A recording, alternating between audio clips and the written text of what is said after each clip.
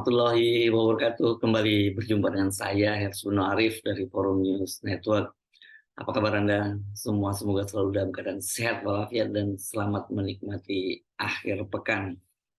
Pemilu 2024, khususnya Pilpres atau pemilihan presiden, itu dipastikan akan dipenuhi dengan berbagai kecurangan.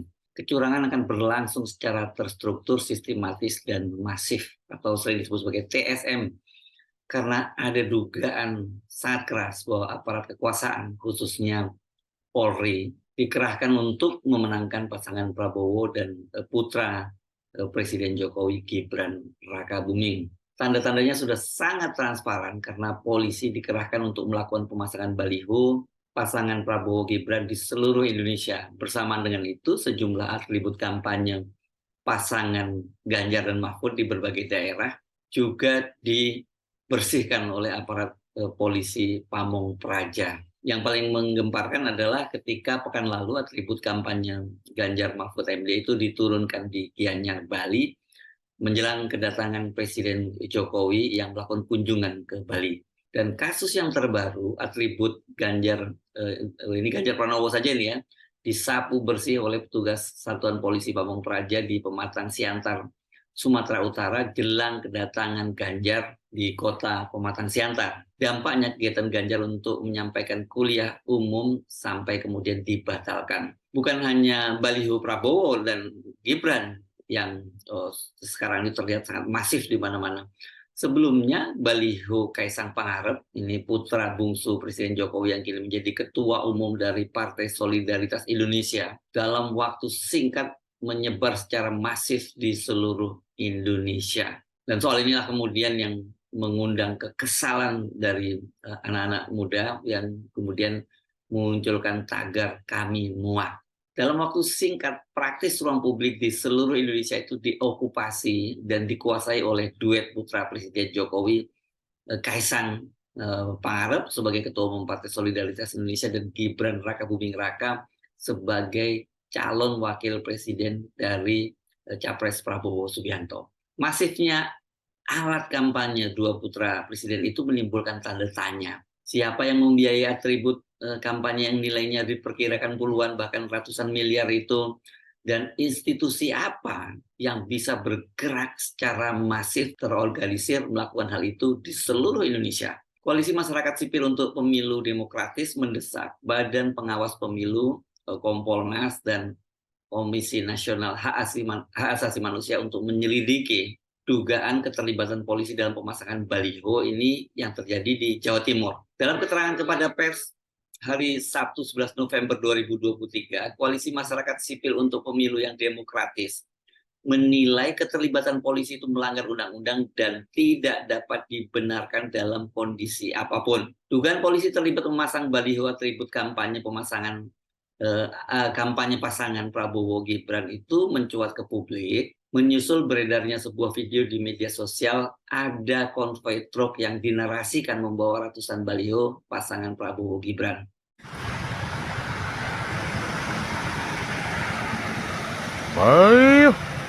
Balihonya Prabowo Gibran menuju ke selatan ke arah Desa Puger, Jember. Piek piek piek piek. Ayo, berapa duit itu? Belum 1 jam. MK ketok palu memutuskan. Weh, ke duit sopo sing digawe ya? Alah, bos. Benarkah aparat pemerintah, khususnya polisi, dikerahkan untuk membiayai dan memasang atribut Prabowo Gibran? Bambang Haryadi, Wakil Ketua Komisi 7 DPR RI dari fraksi Partai Gerindra, membantah keras pemasangan baliho itu dilakukan oleh polisi. Bambang Haryadi mengaku bahwa baliho dalam video yang viral itu adalah atribut kampanye miliknya yang akan dipasang di dapilnya atau daerah pemilihannya di Jember, Jawa Timur. Tidak benar dan hoax bahwa baliho itu dari pihak Polri. Baliho itu adalah alat peraga kampanye saya di dapil dan dibuat oleh 2 percetakan milik kader Gerindra. Sementara terkait mobil yang ada logo Pertamina yang tadi terlihat mengangkut baliho-baliho itu adalah mobil milik perusahaan swasta yang menjadi agen LPG Pertamina. dan Pertamina telah melakukan teguran kepada perusahaan tersebut.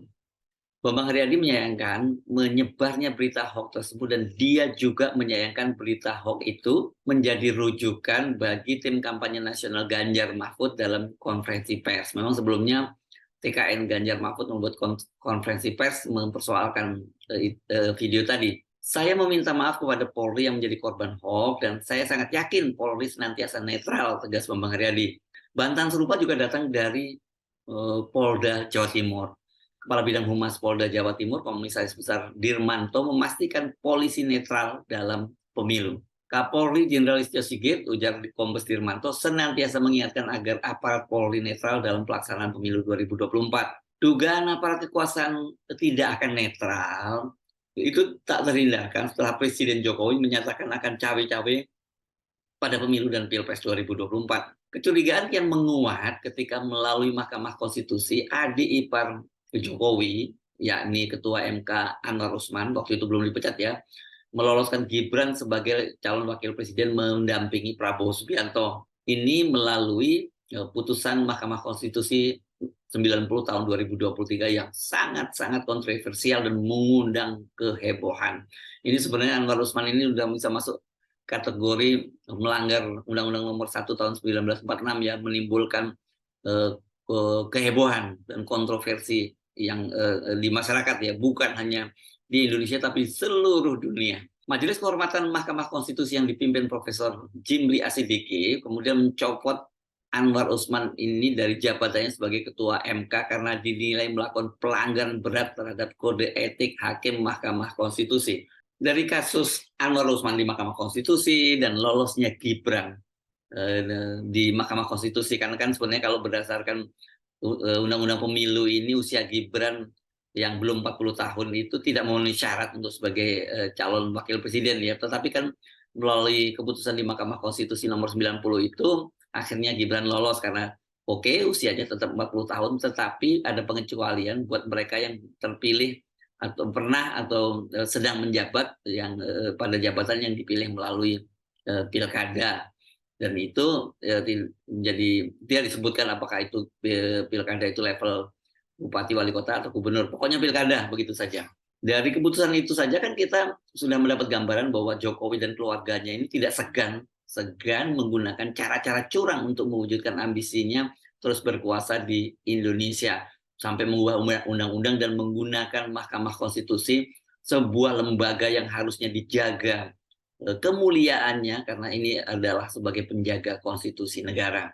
Jadi ketika muncul fakta-fakta di lapangan yang diduga terkait merupakan bagian dari operasi melanggengkan kekuasaan Jokowi, ya publik langsung mencurigainya. Seperti video tadi itu. Agak sulit memang kalau meminta publik tidak mencurigai polisi, Polri tidak terlibat atau dilibatkan dalam skenario kecurangan. Karena sebagai institusi negara, Polri itu punya kekuasaan dan kewenangan yang sangat besar, serta punya aparat, ini yang paling penting ya, yang tersebar di seluruh Indonesia. Jadi kalau polisi itu sampai betul-betul seperti yang dicurigai, dituduhkan itu menjadi tim ses dari salah satu capres, ya pasangan capres, ya berat banget ini lawannya, karena mereka ini terus organisasinya sangat lengkap sampai seluruh Indonesia. Mereka punya kekuasaan dan yang lebih penting mereka dibiayai oleh negara. Untuk menepis kecurigaan publik itu polisi memang tidak bisa sekedar hanya menyatakan memberikan bantahan. Polisi harus kerja keras dan menunjukkan bahwa mereka itu benar-benar netral. Jadi harus ditunjukkan dengan fakta-fakta atau tindakan nyata di lapangan. Ayo buktikan Polri adalah institusi negara, bukan institusi rejim yang tengah berkuasa. Tugasnya ya sesuai dengan motonya melindungi dan melayani masyarakat, to protect and serve public, bukan melindungi dan melayani apalagi menghamba pada seorang penguasa. Kekuasaan itu silih berganti, tapi posisi Polri sebagai institusi negara itu ya tidak akan pernah berubah, harus seperti itu sesuai dengan undang-undang. Ini penting kita ingatkan kepada para petinggi kepolisian, jangan tergoda untuk bermain-main kekuasaan yang itu hanya sesaat saja. Kalau sampai itu terjadi, harga yang dibayar sangat mahal ketika polisi kehilangan kepercayaan dari publik, ya bagaimana ya, polisi ini kan sekarang hidupnya di tengah-tengah rakyat.